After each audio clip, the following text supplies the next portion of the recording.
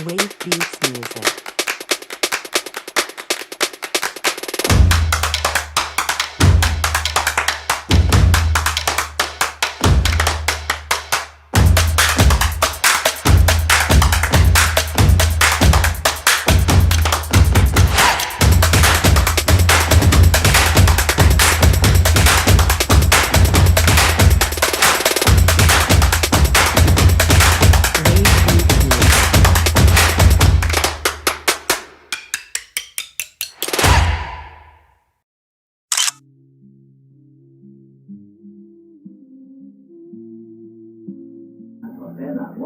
Etika bisnis. Etika bisnis adalah cara untuk melakukan kegiatan bisnis yang mencakup seluruh aspek yang berkaitan dengan individu, perusahaan, dan masyarakat.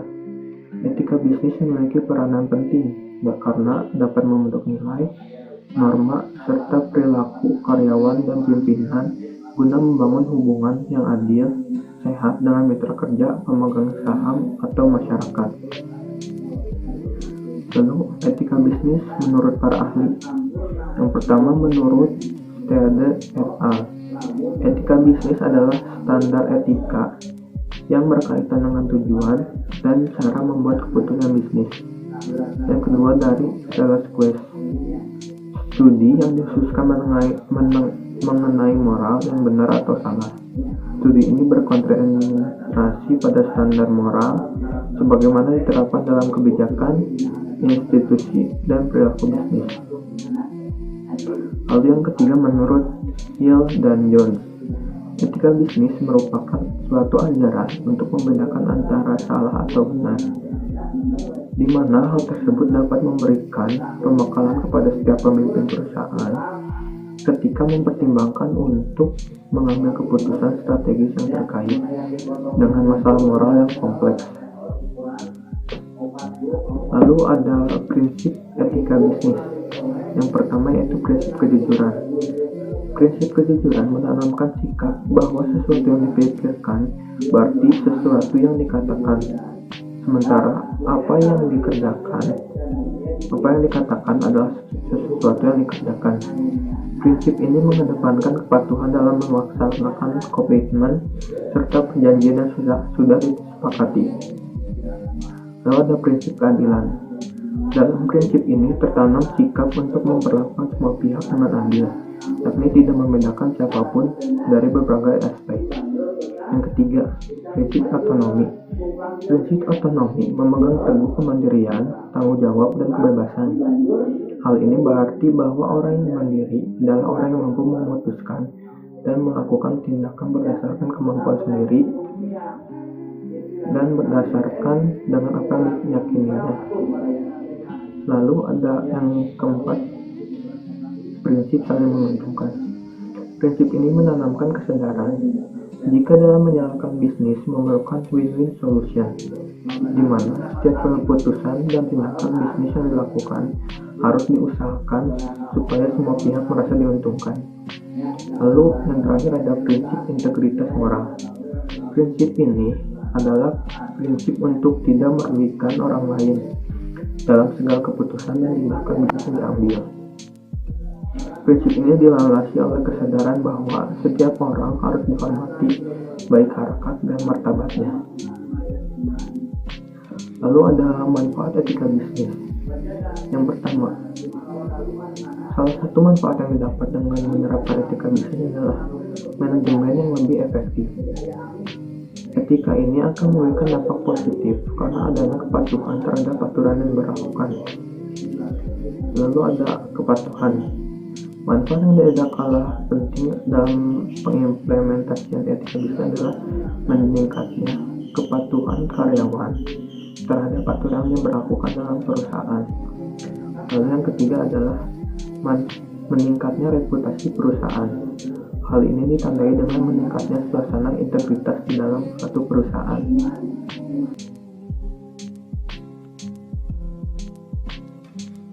Perlindungan konsumen itu merupakan perangkat hukum yang diciptakan untuk memenuhi hak dan kewajiban terpenuhi bagi konsumen.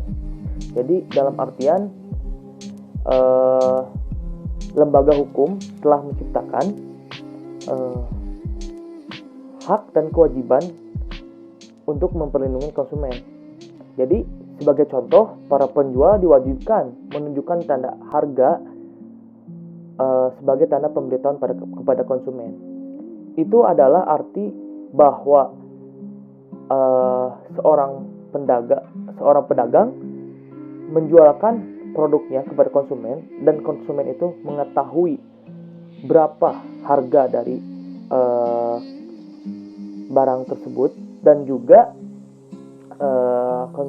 konsumen pun berhak untuk mengetahui apa fasilitas yang akan dipasarkan, lalu tuh apa yang diinginkan oleh konsumen. Jadi di situ pun ada kepuasan bagi konsumen, dan juga tidak adanya simpang siur, dan juga tidak adanya pembohongan untuk melakukan transaksi jual beli, karena konsumen itu memiliki hak dan kewajiban untuk memenuhi konsumen sebagai untuk memenuhi mendapatkan juga barang-barangnya yang diinginkan oleh konsumen. Baik, lalu sisi kedua, saya akan menjelaskan tentang memaparkan materi tentang tujuan perlindungan konsumen. Jadi di sini tuh ada 6 yang akan saya jelaskan, yaitu 1. Meningkatkan pemberdayaan konsumen dalam memilih dan menentukan dan menuntut hak-hak sebagai konsumen. Lalu kedua, menciptakan sistem perlindungan konsumen yang mengandung unsur kepastian hukum di keterbukaan informasi serta akses untuk mendapatkan informasi juga. Dan saya telah jelaskan bahwa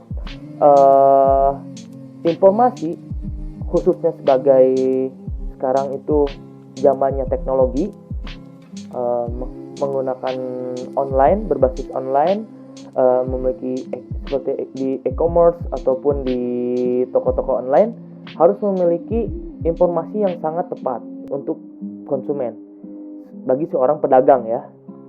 Karena apa? Karena itu pun sebagian dari etika dalam berbisnis. Karena kejujuran itu sangatlah penting untuk sebagai transaksi jual beli ya. Karena itu pun jadikan sebagai meningkatkan kualitas barang dan ataupun jasa yang menjamin kelangsungan usaha produksi dan kesehatan, kenyamanan, keamanan, dan keselamatan konsumen gitu. Karena sekarang banyak juga kasus-kasus di pasar online yang menipu gitu, dan itu pun menyimpang perlindungan konsumen, dan nantinya akan dibahas oleh teman saya. Lalu keempat, yaitu meningkatkan kesadaran, kemampuan, dan kemandirian konsumen untuk melindungi diri. Jadi intinya tuh dari sini tujuannya itu konsumen itu mampu melindungi, dan pedagang juga ada hak batasnya untuk melindungi konsumen, karena tidak pantas apabila seorang pedagang itu mengkhianati ataupun membohongi kepada konsumen. Lalu kelima, mengangkat harkat dan martabat konsumen dengan cara menghindarkannya dari akses negatif pemakaian barang ataupun jasa. Nah, itu pun kita pun tidak mau ya, misalkan kita menjual barang-barang yang dilarang oleh pemerintah, seperti mungkin narkoba ataupun obat-obatan yang terlarang. Terus tuh mungkin juga ada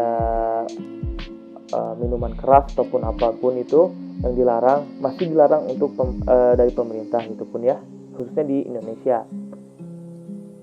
Dan juga yang terakhir, yaitu menumbuhkan kesadaran pelaku usaha mengenai pentingnya perlindungan konsumen sehingga tumbuh sikap yang jujur dan bertanggung jawab dalam berusaha. Nah, yang telah saya jelaskan tadi, makanya tujuan perlindungan konsumen pun itu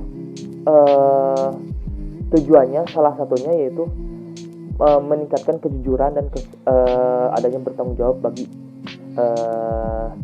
pedagang ya, sebagai seller ya, karena itu tuh sangatlah penting bagi perlindungan konsumen. Bagi pedagang pun sangat penting, dan yang bagi di sini pelaku usaha untuk meningkatkan kualitas di pedagangnya, untuk meningkatkan kualitas di tokonya, khususnya untuk melakukan transaksi jual beli, kejujuran dan tanggung jawab hanyalah sangatlah penting. Oke, asas-asas perlindungan konsumen itu ada 5. Yang pertama, asas manfaat, di mana mengamanatkan bahwa segala upaya dalam penyelenggaraan perlindungan konsumen harus memberikan manfaat sebesar-besarnya bagi kepentingan konsumen dan pelaku usaha secara keseluruhan. Yang kedua, ada asas keadilan, di mana partisipasi seluruh rakyat dapat diwujudkan secara maksimal dan memberikan kesempatan kepada konsumen dan pelaku usaha untuk memperoleh haknya dan melaksanakan kewajibannya secara adil. Yang ketiga, ada asas keseimbangan, yaitu memberikan keseimbangan antara kepentingan konsumen, pelaku usaha, dan pemerintah dalam arti material ataupun spiritual. Yang keempat, yaitu ada asas keamanan dan keselamatan konsumen, yaitu memberikan jaminan atas keamanan dan keselamatan kepada konsumen dalam penggunaan, pemakaian, dan pemanfaatan barang maupun jasa yang dikonsumsi. Yang kelima, ada asas kepastian hukum. Baik pelaku usaha maupun konsumen menaati hukum dan memperoleh keadilan dalam penyelenggaraan perlindungan konsumen, serta negara menjamin kepastian hukumnya. Selanjut, saya akan menyampaikan materi tentang dasar hukum perlindungan konsumen. Yang kita tahu sebagai sumber dari segala sumber hukum di Indonesia, yaitu Undang-Undang Dasar 1945 mengamanatkan bahwa pembangunan nasional bertujuan untuk mewujudkan masyarakat yang adil dan makmur. Tujuan pembangunan nasional diwujudkan melalui sistem pembangunan ekonomi yang demokratis, sehingga mampu menumbuhkan dan mengembangkan dunia yang memproduksi barang dan jasa yang layak dikonsumsi oleh masyarakat. Dan undang-undang yang mengatur tentang perlindungan konsumen yaitu Undang-Undang Nomor 8 Tahun 1999. Lahirnya undang-undang ini memberikan harapan bagi masyarakat Indonesia untuk memperoleh perlindungan atas kerugian yang diderita atau transaksi suatu barang dan jasa.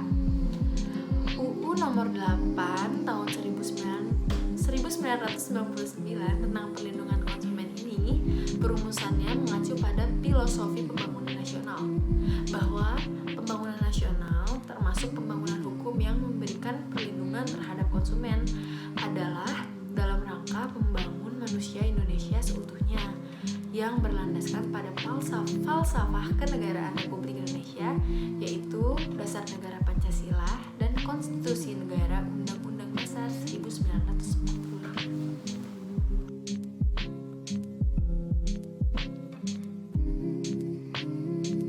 Kali ini saya akan membahas tentang analisis penerapan sistem perlindungan konsumen di perusahaan.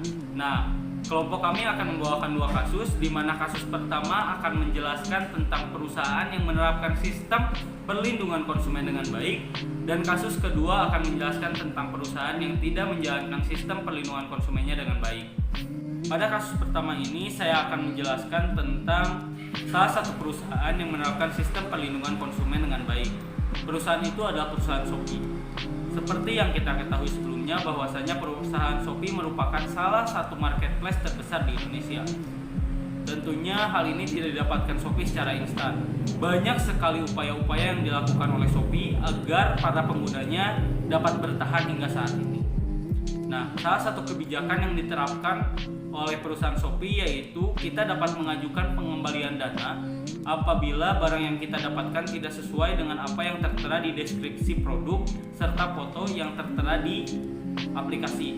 Nah, kemudian sistem pengembalian dananya kita harus menghubungi dulu penjual barang tersebut dan mengkonfirmasi bahwasannya barang yang kita dapatkan tidak sesuai dengan deskripsi produk yang ada di aplikasi. Kemudian bila telah terjadi kesepakatan akan adanya pengembalian dana dan pengembalian barang dari pembeli ke penjual serta sebaliknya, maka Shopee akan melakukan pengembalian dana dalam bentuk e-money yang dikirimkan ke akun ShopeePay kita. Nah, kemudian Shopee juga akan menjamin keamanan data pribadi yang telah kita input di aplikasi Shopee, sehingga kita tidak perlu khawatir akan adanya penyalahgunaan data oleh pihak-pihak yang tidak bertanggung jawab. Dengan demikian kita dapat mengetahui bahwasannya perusahaan Shopee sangat memperhatikan keamanan dan perlindungan konsumen.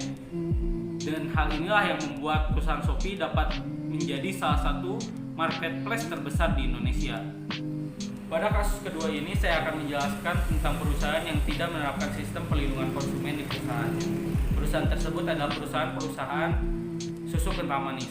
Nah, karena ternyata perusahaan susu kental manis tidak memproduksi susu kental manis menggunakan susu asli. Hal ini memicu kemarahan para konsumen dikarenakan merasa tertipu selama bertahun-tahun.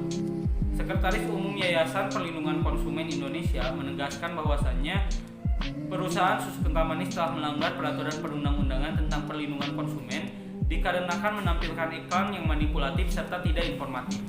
Beliau juga memaparkan bahwasannya ada 3 pihak yang bertanggung jawab dalam persebaran iklan tersebut, yaitu produsen susu kental manis, kemudian penyedia layanan iklan, serta BPOM. Ketiga pihak inilah yang bertanggung jawab dalam persebaran iklan tersebut di masyarakat. Kemudian selain itu, peneliti asal Jerman mengatakan bahwasannya susu kental manis tidak memiliki manfaat yang jelas bagi tubuh, serta beliau tidak menyarankan untuk mengonsumsi susu kental manis. Nah, di sisi lain BPOM mengambil tindakan langsung dalam upaya melakukan perlindungan konsumen, di mana semua iklan yang manipulatif tersebut diberhentikan baik di media sosial, media cetak, dan media TV. Nah, dengan demikian sampai sekarang ini tidak terjadi lagi iklan-iklan manipulatif tentang susu kental manis tersebut. Nah, namun dari kasus ini dapat kita pahami bahwasannya perusahaan-perusahaan susu kental manis telah melakukan pelanggaran perlindungan konsumen selama bertahun-tahun. Dari kedua kasus tersebut kita dapat melihat bahwasannya perusahaan yang menerapkan sistem perlindungan konsumen akan memiliki waktu yang lebih lama serta kepercayaan masyarakat yang lebih besar, dikarenakan seiring berjalannya waktu media informasi semakin bertambah canggih, sehingga informasi apapun akan mudah didapatkan serta kebohongan apapun akan semakin mudah untuk dipecahkan. Demikian dari saya, terima kasih. Wassalamualaikum warahmatullahi wabarakatuh.